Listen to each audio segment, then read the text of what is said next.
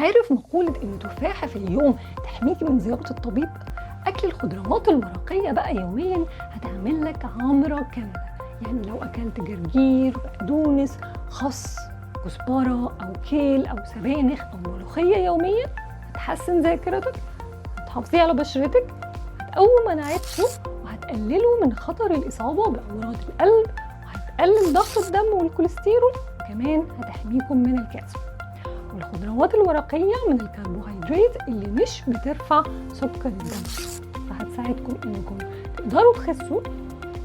والخضروات الورقية بتعمل كل ده لانها بتحتوي على فيتامين A و C و E ومضادات أكسدة وكالسيوم وبوتاسيوم وفوليك أسيد وكمان حديد.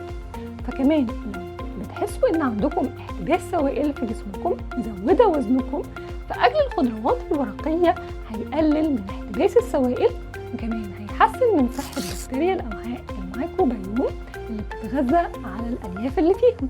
لكن مشكلة الخضروات الورقية إنها مش مناسبة لو حد عنده مشكلة في وظائف الكلى، لأنها بتحتوي على كمية كبيرة من البوتاسيوم.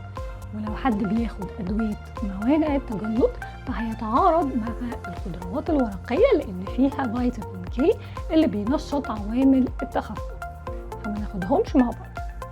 لو استفدت من المعلومة بليز لايك وشير، ولو عندكم أسئلة اكتبوا لي في التعليقات.